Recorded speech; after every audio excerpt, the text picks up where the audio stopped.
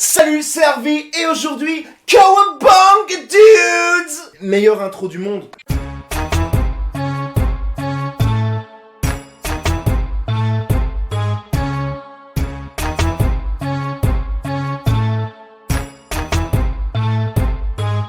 Alors aujourd'hui, on va parler d'un comics, j'ai nommé Batman et les motherfucking Tortues Ninja, sorti il y a peu chez Dargo. Ah oui Harvey, je pense que tu veux dire malgré tout Urban Comics. Chez Dargo donc, et qui met en scène un crossover entre cette fiotte de Batman, attends, pars pas encore, celle-ci c'était cadeau, ça va chauffer après hein, et les Chevaliers d'Écaille et de vinyle. De vinyle. Comme le vinyle. Y a une explication pour tes conneries ou comment ça se passe? Eh putain, c'est vrai, ça a absolument aucun sens ça. Pourquoi vinyle? Pour rimer avec dans la ville? Mais c'est complètement con en plus, quand t'es gamin, ça rentre ce genre de truc. Les enfants, qui peut me dire de quoi est composée une tortue? D'écailles et de vinyle, madame. Avec les armes. Non mais c'est vrai, je suis sûr que vous en connaissez au moins un qui a donné cette réponse un jour. Note que moi un jour, j'ai rencontré une bonne femme comme ça à l'école qui a demandé au prof où était physiquement le mur du son. Bon alors je sais que c'est pas le propos, mais de toute façon en anglais c'est pareil. Heroes in a half shell. Les héros dans une demi-carapace? Ils ont l'air d'avoir une demi-carapace selon toi? Non. Ils ont une carapace complète, voilà. Dis donc, mon petit pote, tu serais pas en train de gagner du temps sur ta critique avec ton sketch de merde? Donc, le plot est assez simple, nos tortues ont été téléportées par Crank dans une dimension parallèle. À Gotham, donc, et Shredder braque des labos pour rentrer dans sa dimension à lui. New York, donc. Parallèlement à ça, les tortues tentent de l'arrêter, mais sont prises pour cible par Batman. Dans la plus dégueulasse de toutes les Batmobiles vues à ce jour, qui pense que les tortues sont responsables des vols commis dans les différents laboratoires de Wayne Industries. Wayne Industries, motherfuckers. Mais nos héros vont faire équipe pour contrecarrer les plans de Shredder et de Ra's al Ghul. Ouais, enfin, nos héros, ce faible fion de Batman et les Tortues Ninja. Mais t'en vas pas, je te dis, ça a pas encore chauffé, attends, ça va arriver. Alors, le premier truc chiant, c'est ce voyage transdimensionnel. Certes, Krang est un être transdimensionnel, mais pour moi, ce crossover aurait eu plus de sens avec, je sais pas moi... L'univers Marvel par exemple? Puisque c'est à cause de Matt Murdock que les tortues ont muté. Donc oui, pour les trois du fond et qui le savent pas, au début de Tortue Ninja, ça commence avec un accident de camion. Il s'avère que ce camion, c'est le camion qui a eu un accident avec Matt Murdock dans le début de Daredevil. Et que donc le produit qui est tombé du camion, en fait, c'était le mutagène. Donc Daredevil est directement responsable de la mutation des tortues. C'est clairement QFD. Bref, pourquoi ce voyage transdimensionnel est chiant? Well, I'm glad you fucking asked. Parce qu'il amène un énorme bullshit, à savoir l'inertie du mutagène. Pour faire simple, dans la dimension de Gotham, le mutagène qui est dans les tortues devient inerte, les condamnant donc à rétromuter. C'est-à-dire se retransformer en simple tortue? Outre le fait que ça les rende faibles, ce qui pourrait être une bonne idée en soi, ça rend surtout Batman surpuissant, ce qui est surtout un oxymore. Oui non, parce que Batman est surpuissant, c'est un petit peu comme Hulk et délicatesse. Parce que vous pouvez gueuler autant que vous voulez, y a personne dans l'assemblée qui arrivera à me faire croire qu'un vieux paye en costume tout stave comme un arbre va avoir le dessus sur 4 tortues d'enfer dans la ville Chevalier d'Écaille et de vinyle. Pai Mei, par exemple, dans Kill Bill, il est vieux et très puissant. Même avec cet argument-là. Tout comme on n'arrivera pas à me faire croire que Batman a le dessus sur Splinter, alors qu'il arrive déjà pas à coller une tarte à Shredder, et que le rat a un niveau bien supérieur à celui de Shredder. D'ailleurs, s'il n'y avait pas les tortues, l'affrontement Splinter-Shredder, ce serait une histoire courte, en une planche. Bisous. L'autre chose à savoir, c'est que ce sont les tortues du reboot de IDW. Donc, Exit Yoshi qui devient un rat, et les tortues qui mutent et qui grandissent, ici, ce sont... Alors attention, accrochez-vous bien. L'esprit de Yoshi et de ses 4 fils des siècles plus tard se sont greffés sur des animaux après que toute la famille Yamato ait été décimée. Donc les 4 peintres, Yoshi et Tang-Shen. Par Oroku Saki qui lui a traversé le temps grâce à la magie d'une sorcière. Alors je dis pas, hein, j'ai rien contre les changements dans les mythologies. D'ailleurs, dans le dessin animé de 2012, qui au passage est la meilleure adaptation qui existe, ils ont changé plein de choses, mais en y mettant du sens. Le tout dans un univers avec une cohérence totale. Mais alors si c'est pour faire conte épique et puis après faire de la merde, moi je vois pas l'intérêt. Surtout que les voyages dans le temps, hein, Tortue Ninja 3 nous a déjà prouvé que c'était de la merde et que c'était une idée à foutre à la poubelle pour plus jamais s'en rappeler. Voilà. La seule chose intelligente qu'ils aient fait chez IDW, c'est de placer Yoshi en tant que chef du clan Yamato et Saki en tant que chef du clan des Foot. Ce qui donne au triangle amoureux avec Tang-Shen un petit côté shakespearien. Et c'est intéressant. Mais c'est tout. Parce que pareil, là, leur histoire comme quoi c'est April qui a nommé les tortues parce que c'était ses tortues domestiques, c'est déjà pas passé dans l'autre boost de Michael Bay, c'est pas parce que tu vas me foutre Kevin Eastman sur la couverture que je vais digérer la pilule, hein. Et puis Shredder. Non mais je sais que vous attendez que je parle de Batman, mais calmez-vous, ça va arriver. Et puis Shredder. On n'arrêterait pas un peu d'en faire l'unique méchant de la franchise, non? Parce que je dis ça, je dis rien. Dans le comics original, il meurt dans le premier tome et on n'entend plus jamais parler. Point final à la ligne. Ah bah ouais mon con. Vous imaginez, vous, si l'homme calendrier était le seul méchant de Batman depuis les années 60? Oh c'est vrai, c'est pas comme s'il y avait d'autres méchants intéressants dans l'univers des tortues. Si, Shredder ceci, Shredder cela... C'est un putain de vieil gris qui dirige une bande d'ados. Faut même pas envoyer l'armée, hein. Les agents de quartier sont suffisants pour contenir la menace. Voilà. Dans la deuxième partie du comic, ce sont Casey Jones et Damian Wayne, le petit-fils de Ra's al Ghul, qui font leur apparition. Alors, tant j'attendais Casey pour relever le niveau... Donc je vous arrête tout de suite, c'est une putain de tanche qui flippe et qui a rien dans son froc. Excite donc le Casey Jones badass en mode... Ta classe, c'est plein la gueule pour pas un rond. Ton instructeur, Casey Jones. D'ailleurs, il se casse avant la fin en plantant les tortues là. Tant j'attendais pas du tout Robin. Et encore moins les vannes de merde entre lui et Ra's al Ghul en mode « Eh salut papy !» C'est pas comme s'il y avait pas Mikey pour faire des blagues de merde.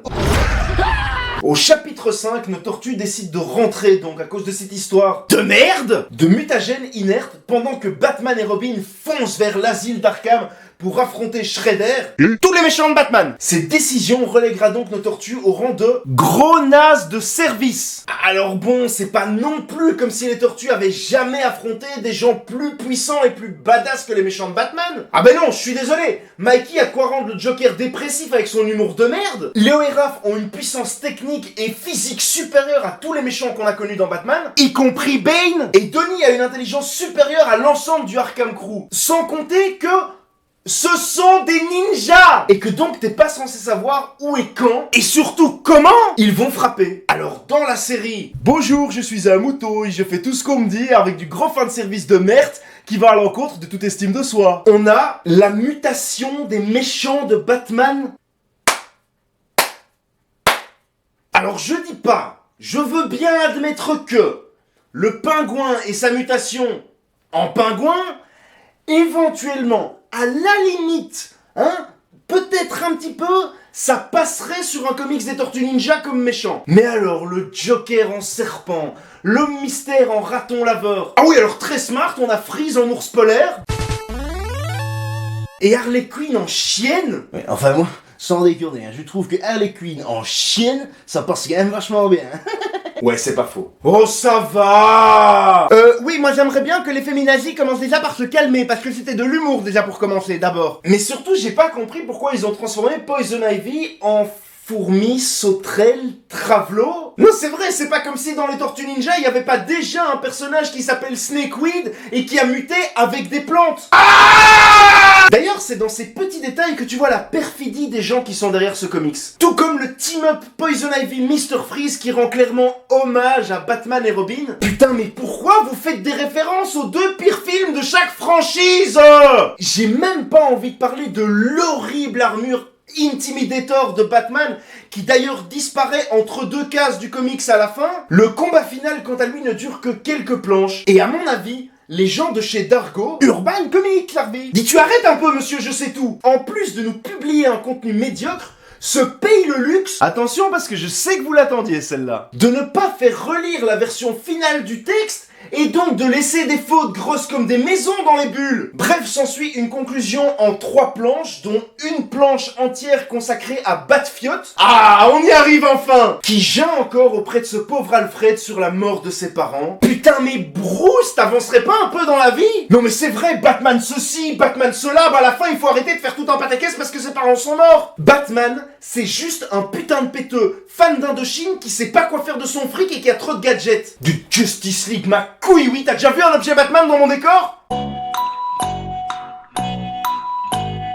Parce que Spider-Man, lui, Il fallait s'y attendre. Spider-Man, lui, son oncle est mort par sa faute. Sa tante est mourante et en menace de mort permanente parce que les profs et les potes de Peter Parker, sans parler de tous les autres malades mentaux, avec des pouvoirs, essayent de la buter. Son ex s'est fait buter par le père de son meilleur ami. Son meilleur ami essaye de les buter, lui, sa nouvelle meuf et sa tante. Il est recherché par le gouvernement. Il a failli se faire bouffer par son putain de costume. Et putain, il habite dans le Queens. Il a pas une thune, il a pas d'Alfred. Et quand il a pas son costume, les gens de son école le harcèlent en permanence. Et en plus de ça, il est resté du côté clair de la force. Batman, c'est le plus torturé des super-héros. Je vais t'en foutre, moi, des Batman, c'est le plus torturé des super-héros. Et la trilogie de Nolan, ça m'a pas empêché de l'apprécier. Et la série Gotham, alors c'est pas une série sur Batman, et ça m'a pas empêché de l'apprécier non plus. Mais tu n'aimes pas l'homme chauve-souris, c'est ça?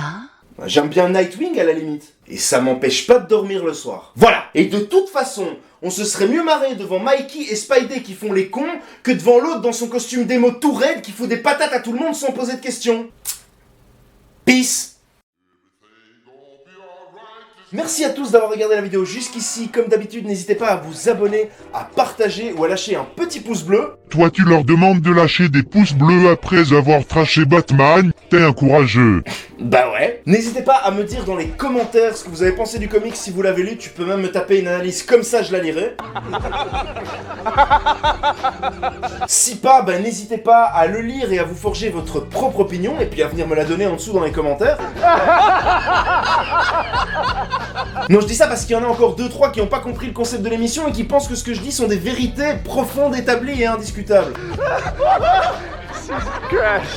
Tu peux aussi ne pas hésiter à me suivre sur les réseaux sociaux, à m'envoyer un message et même tu peux m'envoyer une lettre si tu sais où j'habite. Tu peux aussi... Fermer ta gueule et dire au revoir. Oh ça va? D'ici la prochaine fois, je vous dis, continuez à rager, ne vous laissez pas bouffer votre patrimoine geek et on se retrouve une prochaine fois.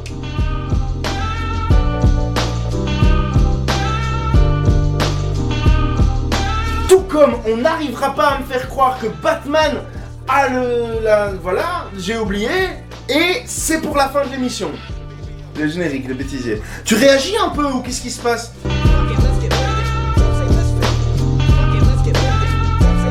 Parce que je dis ça, je dis rien. Parce que je dis ça... Parce que je dis ça, je dis rien. Parce que je dis ça, je dis rien. Non. Je te vois faire le clown tout le temps.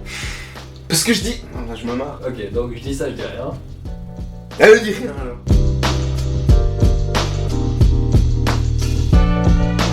Batman, c'est juste un putain de péteux qui est fan d'Indochine, qui arrête de faire tes doigts parce que ça me déconcentre. Batman, c'est juste un putain de péteux qui a trop écouté Indochine, qui a trop de fric et qui j'ai oublié. Voilà. C'est... J'ai oublié. Oui, bah oui.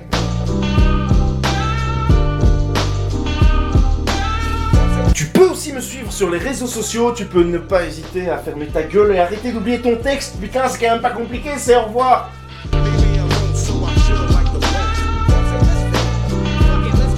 Alors comme d'habitude, n'hésitez pas à vous abonner, à partager la vidéo, à lâcher un peu... Qu'est-ce que tu fous avec la perche? Rien. Elle est dans le champ là, je le sais. Non, je l'ai plus. Ok, elle était. Non. Elle l'est plus, ça veut dire elle était. Je vais... Non, pas la